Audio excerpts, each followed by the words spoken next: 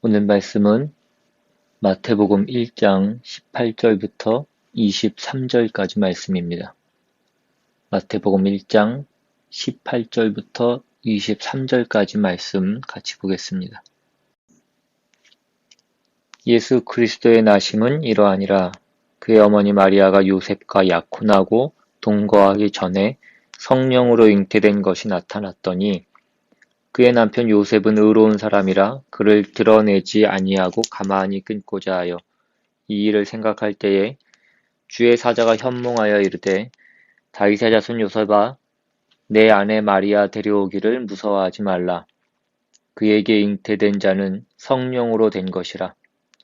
아들을 낳으리니 이름을 예수라 하라. 이는 그가 자기 백성을 그들의 죄에서 구원할 자이심이라 하니라. 이 모든 일이 된 것은 주께서 선지자로 하신 말씀을 이루려 하심이니 이르시되 보라 처녀가 잉태하여 아들을 낳을 것이요 그의 이름은 임마누엘이라 하리라 하셨으니 이를 번역한즉 하나님이 우리와 함께 계시다 함이라. 아멘. 코로나 바이러스가 오랜 시간 우리 인류를 괴롭히면서 끊이지 않는 탄식과 또 신음과 더불어서 백신에 대한 갈망이 더욱 커지고 있습니다. 마치 인류 구원의 희망이 백신에 달려 있는 것처럼 그것이 이 어두운 세상의 한 줄기 유일한 빛이 될 것 같이 그렇게 백신을 기대하고 또 갈망합니다. 그런데 백신으로 이 코로나 질병을 잡아도 우리는 또 다른 질병과 바이러스 그리고 각종 자연재해 같은 것들과 끊임없이 싸워야 할 것입니다. 그것은 죄라는 것이 만물을 더럽히고 또 질병과 죽음과 같은 그러한 끔찍한 일들을 가져왔기 때문입니다. 그런데 참으로 감사한 것은 이 죄를 넉넉히 이기시는 분, 그리고 이 흑암을 완전히 몰아낼 찬 빛이신 그리스도께서 이미 이 땅에 오셨다는 사실입니다. 그래서 오늘 우리는 그 주님이 이 땅에 오심을 다시 한번 기뻐하고 감사하며 그 의미를 되새기려고 하는 것입니다. 오늘 본문에 나오는 예수님의 탄생 기사 가운데 예수님의 탄생을 특별하게 만들어주는 것이 바로 오늘 본문에 나오는 보라 처녀가 잉태하여 아들을 낳을 것이요 그의 이름은 임마누엘이라 하리라 라는 그 예언의 성취로 예수님이 그 처녀의 몸에서 동정녀의 탄생으로 그렇게 탄생하신 것입니다. 이것은 기독교 신앙을 특별하게 만들어주는 것으로서 여기에는 여러 중요한 내용들이 들어 있습니다. 이것은 하나님의 전능하심을 나타내는 것이며 또 인간과의 어떤 유기적인 연결을 나타내는 것이기도 하면서 또 다른 한편으로는 인간과의 철저한 단절을 나타내는 것이기도 합니다. 인간의 그 후손으로 그 관계에서 주님이 나오신 것이 아니라 우리의 죄를 대속하기 위해서 죄 없는 분으로 오기 위해서 성령으로 잉태되셨다라고 그렇게 얘기합니다. 그런데 오늘 우리는 이 동정녀 탄생을 조금 다른 측면에서 살펴보려고 합니다. 이 처녀가 애를 낳는다라는 이 예언은 구약에서 이사야 선지자가 아하스에게 했던 예언입니다. 그 내용이 이사야 7장에 나오는데 1절부터 보시면 우시야의 손자요 요담의 아들인 유다의 아하스 왕 때에 아람의 르신 왕과 르말리아의 아들 이스라엘의 베가 왕이 올라와서 예루살렘을 쳤으나 능히 이기지 못하니라. 어떤 사람이 다윗의 집에 알려 이르되 아람이 에브라임과 동맹하였다 하였으므로 왕의 마음과 그의 백성의 마음이 숲이 바람의 흔들림 같이 흔들렸더라. 그때에 여호와께서 이사야에게 이르시되 너와 내 아들 스알야습은 윗못 수도 끝 세탁자의 밭 큰 길에 나가서 아하스를 만나 그에게 이르기를 너는 삼가며 조용하라. 르신과 아람과 르말리아의 아들이 심히 노할지라도 이들은 연기나는 두 부직갱이 구루터기에 불과하니 두려워하지 말며 낙심하지 말라. 아람과 에브라임과 르말리아의 아들이 악한 꾀로 너를 대적하여 이르기를 우리가 올라가서 유다를 쳐서 그것을 쓰러뜨리고 우리를 위하여 그것을 무너뜨리고 다부엘의 아들을 그 중에 세워 왕으로 삼자 하였으나 주 여호와의 말씀이 그 일은 서지 못하며 이루어지지 못하리라. 대저 아람의 머리는 다메섹이요 다메섹의 머리는 르신이며 65년 내에 에브라임이 패망하여 다시는 나라를 이루지 못할 것이며 에브라임의 머리는 사마리아요 사마리아의 머리는 르말리아의 아들이니라. 만일 너희가 굳게 믿지 아니하면 너희는 굳게 서지 못하리라 하시니라. 여호와께서 또 아하스에게 말씀하여 이르시되 너는 내 하나님 여호와께 한 징조를 구하되 깊은 데에서든지 높은 데에서든지 구하라 하시니 아하스가 이르되 나는 구하지 아니하겠나이다. 나는 여호와를 시험하지 아니하겠나이다 한지라. 이사야가 이르되 다윗의 집이여 원하건대 들을지어다. 너희가 사람을 괴롭히고서 그것을 작은 일로 여겨 또 나의 하나님을 괴롭히려 하느냐? 그러므로 주께서 친히 징조를 너희에게 주실 것이라. 보라, 처녀가 잉태하여 아들을 낳을 것이요 그의 이름을 임마누엘이라 하리라. 그가 악을 버리며 선을 택할 줄 알 때가 되면 엉긴 젖과 꿀을 먹을 것이라. 대저 이 아이가 악을 버리며 선을 택할 줄 알기 전에 네가 미워하는 두 왕의 땅이 황폐하게 되리라. 이 말씀의 배경은 기원전 8세기에 그 북왕조 이스라엘과 지금의 시리아에 있는 그 아람이라는 나라가 서로 동맹을 맺고 이제 그 남유다를 치러 오는 그 상황 가운데 주어진 말씀입니다. 이 두 나라가 동맹을 맺고 유다를 공격하러 온다라는 그 소문을 듣게 되자 당시 유다의 왕이었던 아하스와 그 유다의 백성들은 굉장히 큰 두려움에 사로잡히게 됩니다. 그러자 하나님께서 선지자 이사야를 보내셔서 그들에게 확신을 주시고 용기를 주십니다. 너희를 공격하는 이 두 나라는 곧 망할 것이다. 그러니 너희는 그들로 인하여서 두려워하거나 낙심하지 말라. 너희가 해야 될 걱정은 나 하나님을 제대로 섬기는 것이다. 라는 그 말씀을 주신 것입니다. 그런데 불행히도 이 아하스 왕은 이 하나님의 약속의 말씀을 믿지 못했습니다. 하나님께서 다시금 기회를 주시면서 그에게 그렇다면 네가 징조를 구하여 보라고 그렇게 말씀합니다. 그렇게 해서라도 그 아하스와 유다 백성들에게 확신을 심어주고자 하신 것입니다. 그런데도 이 아하스는 그 위기를 벗어나기 위해서 어떤 군사적, 외교적 방법만 모색할 뿐 하나님의 그 구원은 의심한 것입니다. 그래서 하나님을 시험하지 않겠노라는 명분으로 하나님께 징조를 구하지 않습니다. 그러자 이제 어느 정도 화가 나신 하나님께서 그 징조를 일방적으로 알려주시는데 그것이 바로 처녀가 잉태하여 아들을 낳을 것이요 그의 이름을 임마누엘이라 하리라입니다. 그리고 그 아이가 이제 젖을 떼고 음식을 먹을 때쯤 그리고 선악을 구별하게 될 때쯤 사리 분별을 할 수 있게 될 때쯤에 그 전에 그 두 나라 아람과 북이스라엘이 망할 것이다 라는 그 예언을 주시는 것입니다. 여기서 처녀가 아이를 낳게 된다라는 이 말씀은 어떤 기적에 의한 출산 방법에 대해서 말하는 것이 아니었습니다. 여기서 처녀는 단지 아이를 낳을 수 있는 그 여성, 아직 시집을 가지 않았지만 아이를 낳을 수 있는 그 여성을 얘기하는 것입니다.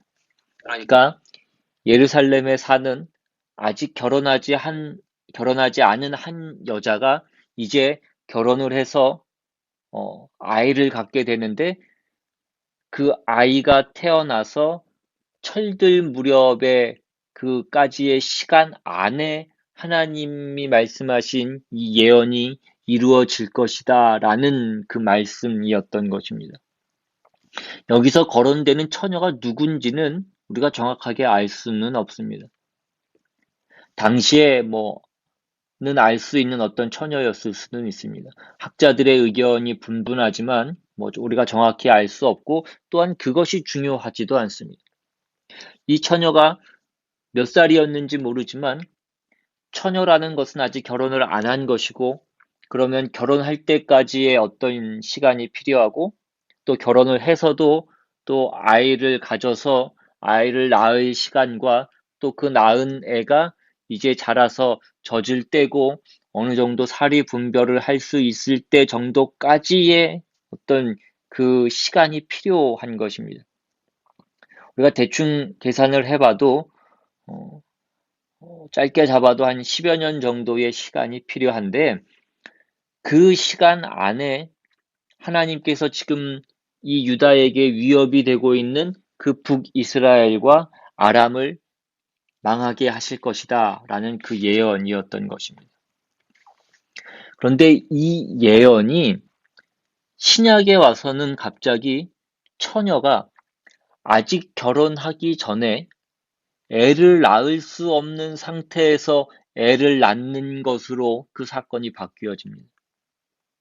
그러니까 원래는 어떤 시간상의 기간을 말하기 위하여서 주어졌던 그 처녀가 이제 시집을 가서 애를 낳아서 그 애가 철들 때까지의 기간을 얘기했던 그 일이, 이제는 신약에 와서는 애를 낳을 수 없는 조건 속에서 애가 먼저 태어나는 그 시간상의 어떤 역전이 나타나고 있는 것입니다. 여러분, 이것은 그 모든 시간이 하나님의 손에 있다라는 것을 말씀해 주는 것인데, 시간이 하나님의 손에 있다라는 것은 결국 원인이 있어야 결과가 있는 그 순서마저도 하나님께는 결과가 먼저 있고 원인이 결과 후에 진행되는 것으로 하나님께서 만드실 수 있다는 것입니다. 그렇게 역전시킨 것이 바로 이 주님의 동정녀 탄생인 것입니다. 여러분, 이것이 우리가 믿는 기독교입니다. 죽은 자가 부활을 하고 원인이 없이도 결과를 만들 수 있는 것이 기독교입니다. 하나님은 창조의 하나님이시며 부활의 하나님이십니다. 없는 데에서 있는 것을 만드시며 그것에 가치를 부여하시는 그 일을 그 모든 방해와 모든 시험 가운데에서도 기필코 이루시는 하나님이시라는 것입니다. 이것은 우리에게 있어서 하나님의 하나님 되심에 대한 가장 중요한 고백이고 기독교 신앙이 가지는 중요한 본질입니다.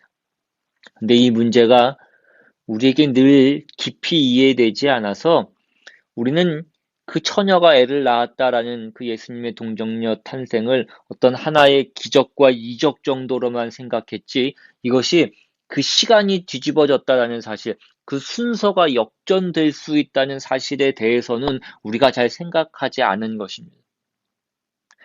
이것이 왜 중요합니까? 왜 이런 이해가 우리에게 필요합니까? 우리의 인생이 그렇기 때문입니다. 우리가 잘 아시는 로마서 5장 8절에 있는 바와 같이 우리가 아직 죄인 되었을 때에 그리스도가 우리를 위하여 죽으심으로 하나님께서 우리에 대한 자기의 사랑을 확증하셨습니다. 우리가 예수를 믿지 않았을 때, 예수를 알지도 못하고 찾지도 않았고 그 필요를 몰랐을 때, 이해하지 못했을 때에 예수님께서 우리를 위하여 죽으심으로 우리에 대한 구원을 이루십니다. 그러니까 신약시대 사람인 우리는 말하자면 태어나기도 전에 구원받은 자인 것입니다. 그런데 그래서 그걸로 끝이 아니라 그래 놓고 우리가 어디로 보내지냐면 이 아담의 후손으로 그 죄인의 후손으로 보내져서 죄인으로 태어나게 되는 것입니다. 그리고 중간에 예수를 믿게 하십니다. 우리의 운명은 예수 안에서 이미 확정되었지만 아담의 후손으로 태어나서 하나님을 모르고 감각이 없고 하나님을 구하지도 않고 자기 길로 가는 그 인생을 시작하여서 가다가 이제 예수를 만나고 예수를 만나서 그 신앙생활이라는 것을 시작하고 그 안에서 갈등을 겪으면서 예수를 믿는다라는 것이 무엇인가에 대한 그 혼란을 겪는 것이 모든 신자들이 경험하는 시간입니다. 그래서 성경은 이런 말씀을 하는 것입니다. 이 순서를 기억하라는 것입니다. 어떤 순서입니까? 우리가 로마서 5장 그 처음에 나오는 그 내용과 같이 우리가 예수로 말미암아서 하나님과 화평을 이루었다. 화목하게 되었다라고 말씀합니다. 하나님과 화목되었으므로 그의 영광을 바라고 즐거워할 수 있는 자가 되었다 이것입니다. 그런데 그 다음에 무엇이 나옵니까? 환난이라는 것이 나옵니다. 다만 이뿐 아니라 우리가 환난 중에도 즐거워하나니 이는 환난은 인내를, 인내는 연단을, 연단은 소망을 이루는 줄 알미로다. 왜 하나님과 화목이 있고 영광을 바라고 즐거워하는 일 후에 이 환난이라는 것이 나옵니까? 우리의 생각에는 그 환난과 인내와 연단을 통과하여서 합격점을 받아서 하나님과 화목하고 그 보상을 받는 것이 순서일 것 같은데 왜 화목하고 영광의 약속이 있고 난 후에 환난으로 들어가는 것으로 이 순서가 바뀌어져 있느냐 하는 것입니다. 성경은 우리의 이 뒤집어져 있는 그 인생을 설명하기 전에 우리에게 허락된 운명이 어떤 것인지를 여러 번 우리에게 확인시키십니다. 모든 것이 합력하여 선을 이룬다 라고 하고 너희가 마땅히 빌바를 알지 못하나 성령님께서 말할 수 없는 탄식으로 너희를 위하여 기도하신다. 내가 확신하노니 사망이나 생명이나 천사들이나 권세자들이나 현재일이나 장래일이나 능력이나 높음이나 기쁨이나 다른 어떤 피조물이라도 우리를 우리 주 그리스도 예수 안에 있는 하나님의 사랑에서 끊을 수 없으리라. 왜 이런 말씀들이 우리에게 주어집니까? 이것이 우리의 결론이기 때문입니다. 그런데 이 결론이 있고 이 결론대로 뒤를 이어서 사는 것이 아니라 그 결론과 운명이 정해졌지만 우리 보고 이제 뒤집어진 그 인생을 살아내라고 하시는 것입니다. 그 인생이 무엇이었습니까? 아까 우리가 본 바대로 환난이라는 것입니다. 우리는 이 신자의 인생에 있는 환난이라는 것 때문에 우리가 믿는 것이 무엇인지, 우리가 믿는 것이 맞게 믿고 있는 것인지 하는 이 문제로 우리는 끊임없이 괴롭힘을 당합니다. 그래서 성경에는 이 결론에 대한 말씀들이 끊임없이 반복되고 있는 것입니다. 우리도 잘 알고 있습니다. 하나님이 이기시리라. 그 아들을 주시니가 어찌 그 아들과 함께 모든 것을 우리에게 주시지 않겠느냐. 우리는 다 잘 알고 있는 내용입니다. 그런데 왜 순서가 우리의 운명이 결정됐는데 왜 그에 반하는 과정을 밟아야 되냐 이것입니다. 마치 아무것도 주어지지 않은 것 같이 우리가 살아야 되느냐 이것입니다. 어떻게 될지 모르는 운명을 내가 선택하고 내가 분별해야 되는 것 같은 인생을 우리가 살아야 되느냐 하는 것입니다. 성경은 뭐라고 말씀합니까? 히브리서 5장 8절에 보시면 그가 아들이시면서도 받으신 고난으로 순종함을 배워서 온전하게 되셨은지입니다. 그 아들도 우리에게 주신 구원도 하나님께서 육신을 입고 오사 그 시간과 공간 속에서 그 제한 속에서 순종하여서 구체적으로 고난 속에서 순종하여서 완성을 이루신다는 것입니다. 하나님이 이 방법을 택하셨다라는 것입니다. 이 고난의 길, 이 순종으로 뚫어야 하는 그 고난의 과정을 통하여서 그가 약속하시고 취소하지 않으시고 실패하시지 않을 그 승리와 영광이라는 그 운명을 결정해 놓으시고 우리 보고 이 과정을 지나서 오라고 하시는 것입니다. 그 아들마저도 그렇게 했다라고 그렇게 말씀합니다. 사도행전 4장 12절에 나오는 다른 이로서는 구원을 받을 수 없나니 천하 사람 중에 구원받을 만한 다른 이름을 우리에게 주신 일이 없음이라. 이것이 우리 신자들의 믿음의 고백입니다. 근데 예수는 그가 아들이시면서도 받으신 고난으로 순종함을 배워서 온전하게 되신 그 예수입니다. 다른 구원은 없습니다. 다른 구원은 없다는 것은 하나님이 구원하시는 영혼과 모든 존재들은 이 과정, 이 방법으로 완성된다는 것입니다.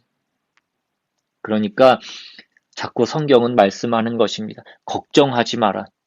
그러나 이 길은 가야 된다 이것입니다. 그 길은 어떤 길입니까? 예수님께서 걸으신 길. 그 사망과 죄가 폭력으로 위협하는 그 현실을 통과하는 길입니다. 하나님께서는 우리를 아무런 방해물이 없고 걱정할 일이 없고 만사 형통으로 되는 과정 가운데 우리를 만드시는 것이 아니라 그 모든 거스름과 위협과 공포와 절망과 그 실패 속에서 우리를 그것들과 직면하게 하셔서 극복하는 길을 우리에게 요구하고 계십니다. 그래서 성경은 그 십자가의 도가 멸망하는 자들에게는 미련한 것이요 구원을 받는 우리에게는 하나님의 능력이라고 말씀하고 있는 것입니다. 그러니까 우리는 왜 우리 신자들의 인생이 이런지 알아야 되는 것입니다. 하나님이 요구한, 하나님이 그의 자녀들을 기르시고 채우시고 만드시는 길입니다. 우리의 원망과 우리의 불만과 우리의 분노와 그러한 것들이 이 일을 만들어내고 있다라고 말씀합니다. 그리고 그것은 우리의 일상 가운데에서 나오는 것입니다.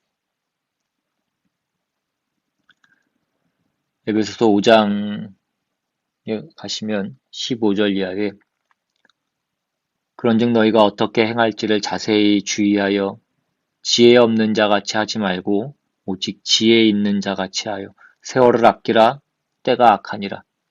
그러므로 어리석은 자가 되지 말고 오직 주의 뜻이 무엇인가 이해하라. 술 취하지 말라 이는 방탕한 것이니 오직 성령으로 충만함을 받으라 라고 말씀합니다. 잘해라 잘못하지 마라 하는 어떤 도덕과 윤리를 요구하는 것이 아닙니다. 너희의 일상을 충실하게 살아라 이것입니다. 내 인생을 내 자리에서 살아내라 라는 그런 말씀입니다. 지혜를 가지고 분별하며 세월을 아끼라고 말씀합니다. 모든 세월들이 하나님이 우리에게 주신 기회고 하나님의 방법이고 하나님이 요구하시는 것입니다. 보라, 처녀가 잉태하여 아들을 낳을 것이요 그의 이름은 임마누엘이라 하리라 하셨으니 이를 번역한즉 하나님이 우리와 함께 계시다 함이라. 그 모든 시간, 모든 경우에 하나님이 우리와 함께 하시니 그 과정을 우리 보고 통과하라고 하십니다. 매일 그날이 그날 같고 지금 우리가 한심하게 여기는 그것이 우리를 만들어가고 있는 것입니다. 그 모든 일에 임마누엘 하시는 하나님이시라는 것입니다. 처녀가 애를 낳고 시작하는 것처럼 주님께서 오시고 우리에게 이 인생을 허락하신 것입니다. 너희는 결국 여기에 오게 돼 있다라는 거예요. 그러니 그 과정을 머리로만 알지 말고 우리의 실존에 채워서 우리의 실력이 되게 하라는 것입니다. 술 취하지 말라 이는 방탕한 것이니는 시간을 낭비하는 것이라고 했습니다. 그러지 말라는 것입니다. 꼭 우리가 잘해야 된다라는 것을 말씀하는 것이 아닙니다. 잘하지 않아도 됩니다. 그러나 우리가 그 과정은 겪어야 된다는 것입니다. 도망가지 말라는 것입니다. 우리 각각의 인생이 하나님의 최고의 작품이고 하나님이 우리를 만드시는 최고의 방법인 줄 아는 그 마음을 우리가 가지지 않으면 우리는 이 신앙생활을 할 수가 없고 우리는 자라날 수가 없습니다. 그것은 우리가 기도해서 넘기고 전도해서 때울 수 없는 것입니다. 그것을 하지 말라는 것이 아니라 그것이 잘못됐다라는 것을 말씀드리는 것이 아니라 그것으로 우리가 살아야 되는 그 삶을 대신할 수는 없다는 것입니다. 그것으로 대신하려고 하지 말고 하나님이 우리 각각의 생애에 예수님에게서 보이신 그 성육신의 길을 걷게 하고 있다는 사실을 기억하고 그 실패할 수 없는 길을 우리가 가야 된다는 것입니다. 술 취하지 말라 이는 방탕한 것이니 오직 성령으로 충만함을 받으라 이게 무엇인지를 아는 인생을 우리가 살아내셔야 됩니다. 그러면 결국에 우리 각각의 인생에 그 하나님의 기적이 있다는 사실을 우리는 알게 될 것입니다. 오늘 이 성탄주일에 빛으로 오신 그 주님의 구원의 기쁜 소식을 우리가 기억하고 그 은혜와 기쁨을 누리며 그 감격이 오늘 예배하는 우리 모두에게 함께 하시기를 우리 주님의 이름으로 축원합니다. 시간 우리 한번 기도하겠습니다. 하나님 감사합니다. 이미 2000년 전에 주님께서 이 땅에 오심으로 그리고 그 십자가에 달리심으로 우리의 죄를 사하시고 우리를 주님의 자녀로 삼으셨습니다. 우리는 이미 하나님의 자녀요. 우리에게는 이미 그 영광된 우리의 마지막이 우리의 운명이 결정된 자로 이 땅을 살아가는 줄로 믿습니다. 우리의 마지막이 무엇인지를 잘 기억하고 그러나 또한 우리의 삶의 이 모든 과정들을 우리가 겪어야 하고 지나야 하는 것임을 그 안에서 우리가 자라나고 온전해져 가야 되는 것임을 다시 한번 기억하며 우리가 우리의 삶 가운데 낙심과 절망이 있는 것이 아니라 그 소망을 바라보며 우리의 나아갈 길을 날마다 조금씩 나아가는 그래서 마지막 그 승리를 우리가 주님과 함께 맛보는 우리 모두가 될 수 있도록 주님께서 인도하여 주시옵소서. 오늘 이 성탄의 기쁨과 이 성탄의 의미가 무엇인지를 다시 한번 우리 안에 깊이 새기는 우리 모두가 될 수 있도록 주님 인도하여 주시옵소서. 감사드리고 예수님의 이름으로 기도드리옵나이다. 아멘. 찬양하시고 주기도문으로 예배를 마칩니다.